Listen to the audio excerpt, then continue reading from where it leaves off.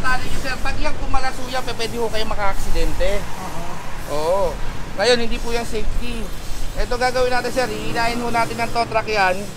Tapos, kung saan kayo mas malapit, doon po kayo dadalhin. Or kung gusto nyo po, sa tumanan nyo na lang po susundan. Total sira naman yan.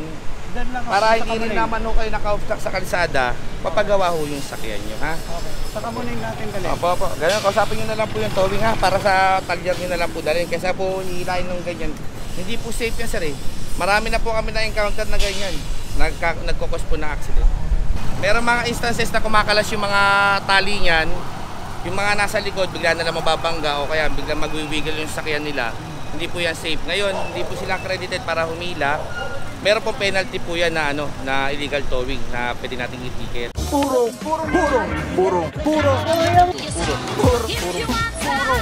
pagmamahal. Purong pagmamahal.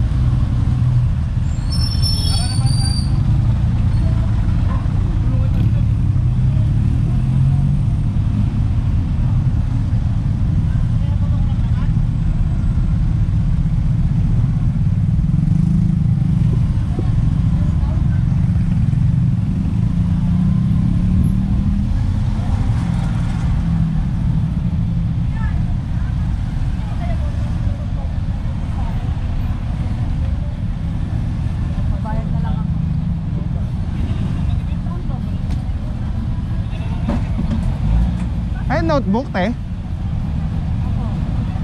sir, kakakarito pagkatapos yan. Mas mura pag dito bumili. Okay, bigay ko na sa'yo, wag ka nang pumili. Kung ikaw lang. Ah, ganon? Ayos ah. Nahuli ulit.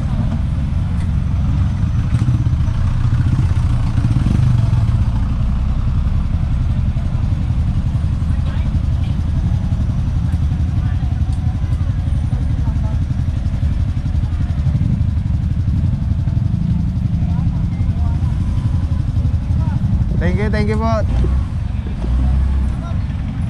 Madam, thank you.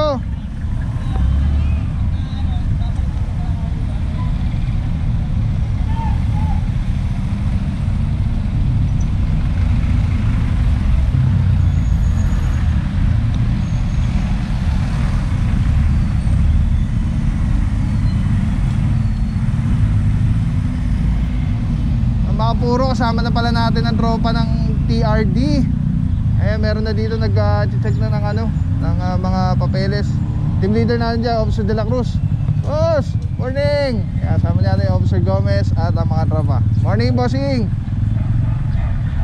Alright, check yung kanilang prangkisa. Tapos lisensya, syempre, ORCR. Pag walang problema, walang dapat ipangamba. Makakapaghanap buhay ng matiwasay, diba? Ganun lang, may peace of mind. Kaysa yung babiyahe tayo na illegal. Ano ibig sabihin pag illegal? Ibig sabihin illegal pag wala tayong permit, wala tayong papeles, wala tayong prangkisa, diba? Wala tayong dokumento para mamasada. Mga ganun. Talagang makabahan ka lagi pag may operation. Right?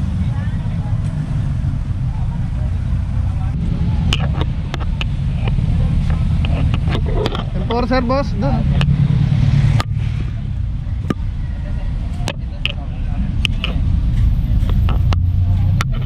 Hindi kami pwede makipag-usap dyan. Kasi yan, clearing operation. Kung gusto mo pakausap sa impounding, hindi rito. Sa impounding? Oo. Hindi kami pwede makipag-usap. Sige. Wala kami talaga yun. Mga kinausap ko, murahin ba? Ganun din naman eh. Ano ka ba? May... Tapos pag in-start na, hindi na siya nag-start.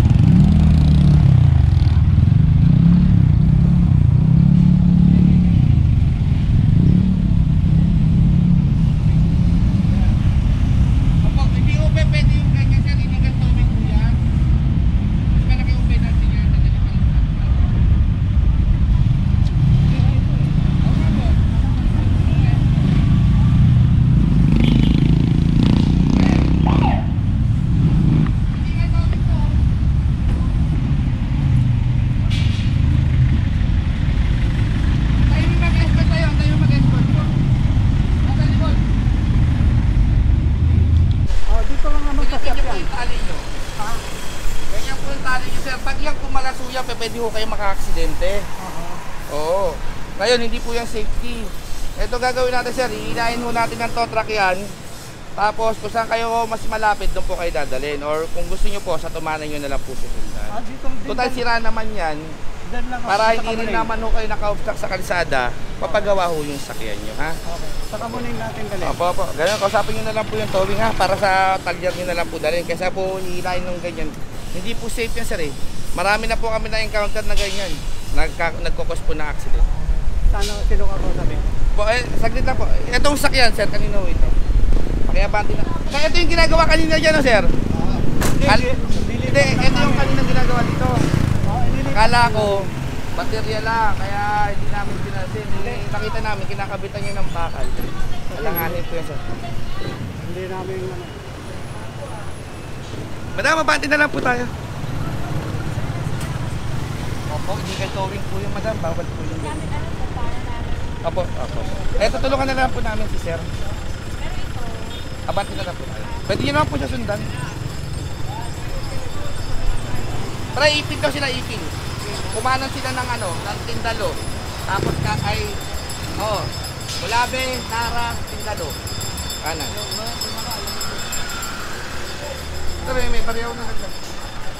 Alright, yung mga puro may sitwasyon tayo dito. Kasama natin yung leader natin for today, Officer Arugay, Mr. Good Guy TTMD. Sir, ano ba nangyari dito? Ito, nadaanan namin sir kanina, nakataas yung hood niya. Kala namin, nag-check lang siya ng battery bago siya umandar. Ngayon, pagdaan natin, nakita natin kinakabitan ng bakal. Meron, panghila na. Meron mga instances na kumakalas yung mga tali niyan. Yung mga nasa likod, bigla na lang mababangga o kaya bigla magwiwiggle yung sakyan nila. Hindi po yan safe. Ngayon, hindi po sila accredited para humila. Meron po penalty po yan na illegal towing na pwede nating i-ticket. Ngayon, kumbaga nakikisuyo naman si sir para matikitan na lang na stalled. Ngayon, pero wala tayong magagawa dyan kundi hilahin pa rin sa kanya kasi naka-obstruct siya sa kalsada eh. Paulit-ulit naman yung operation natin dito. Ganun lang sir, makikisuyo na lang po sa inyo. Kung pwede sa kabulay doon. Opo, kasapin nyo na lang po. Sino ka po sabi? Yung towing po, pupunta na po tayo. Alright, thank you so much, Officer Arugay, sa mga boss. Ay mga puro, yun nga, napansin ko rin kanina ko yung kanina inaayos, nakataas yung hood. At nadaanan natin kanina, kala natin nga, chinek lang bago umalis. Pero yun nga, nabalikan, naikutan na ulit. Again, pangatlong ikot na to dito sa Mulabe. Ayan, nandito pa rin. At nakita nga ni Officer Arugay, hinihila. At yung gamit yun ng pang-tow, parang lubid lang na napakadelikado. Nakita niyo kung gaano kadaling tinanggal ni Bossing yung tali kanina na nakakabit. Sipin mo hihilahin yung sasakyan ng ganun kahuna ba? Napakadelikado po. So mga puro ito, subject for impound na rin niya. Ay hindi impound. Dito to, hindi ko alam kung paano proseso na ito. Pero siguro diretso sa Tumana. Pag yan sa Tumana, mapa-drop siya sa Gawaan. Yun, hindi ko alam. Basta towable po yung kanyang sakyan kasi stalled vehicle.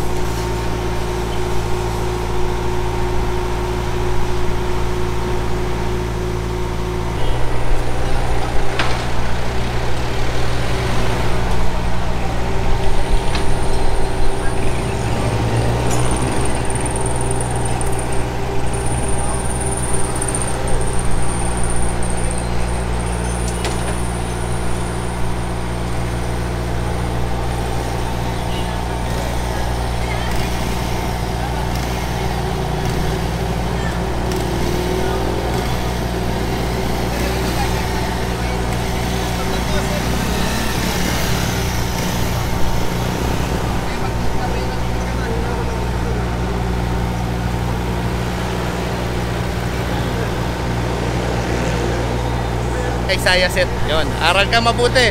Saka palakas ka pa mag-ML. Laging talo eh. Talo sa tatay. Talo sa tatay.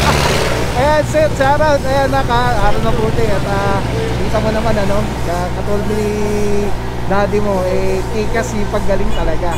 Kaya dapat magaling din lagi sa school. Yan, shoutout. Tawag na po doon sa kan, diretso tayo. Ipil yata, hindi ako nagkakamali.